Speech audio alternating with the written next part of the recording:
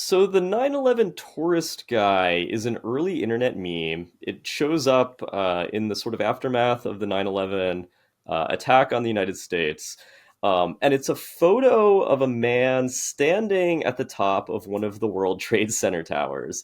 And what's shocking about the photo, there is an airliner barreling at the tower behind him, and he's not paying attention because he's posing for this photograph.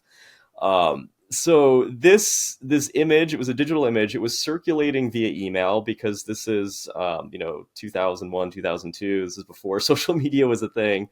And it was kind of this like chain letter. So what was really fascinating about this to me is the text that accompanies the image. So the image itself is kind of shocking, but there's a little story about it. Because again, if you're thinking about it, you're like, wait a minute, like this tower was destroyed. Like, where did this photo come from, right? And so the story explains the quote unquote origin of this photo. So that the towers are destroyed. There are first responders digging through the rubble looking for survivors in the immediate aftermath of the attack. And one of these first responders uncovers a camera. And there's a roll of film in the camera, right? So he goes and he like develops the photo. And lo and behold, here is the final moment of this man and the whole tower, right? And that's kind of like the story that's accompanying the image.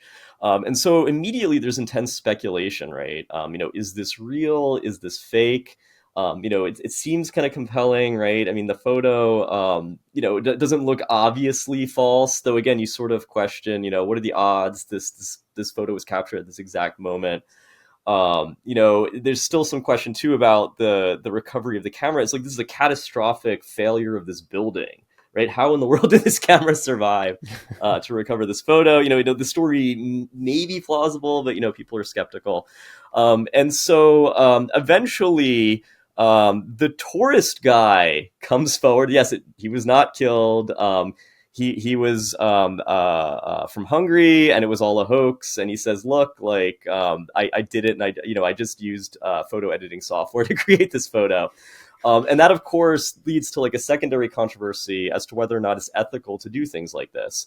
On the one hand, right, this is a very serious matter.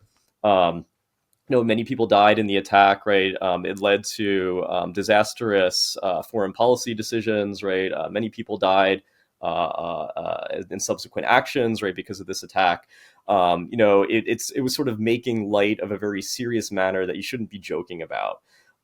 Okay, that's understood. But on the flip side, this kind of like dark humor has always been around, right? People have always been sort of, using humor to work through very serious circumstances because it helps them cope. And again, coming back to some of that parody and satire, right? Of course, right? That's a big piece of it. Again, coming back to Mel Brooks, in fact, right?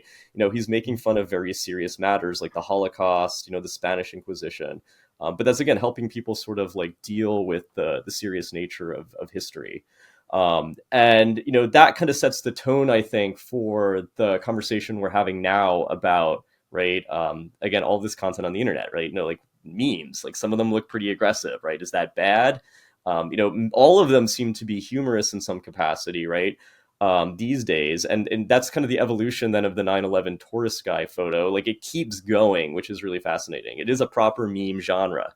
So people took that base image using Photoshop, and they sort of copied the tourist out of the photo and put him into other disasters, right? Some real, some imagined. It's like, here's the tourist guy with the Challenger space shuttle explosion. Here's the tourist guy as King Kong is attacking New York.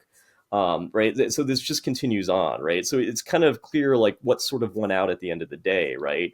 It was using, right, this creativity to cope with circumstances, not the sort of more serious, grim, pedantic reading of the circumstances.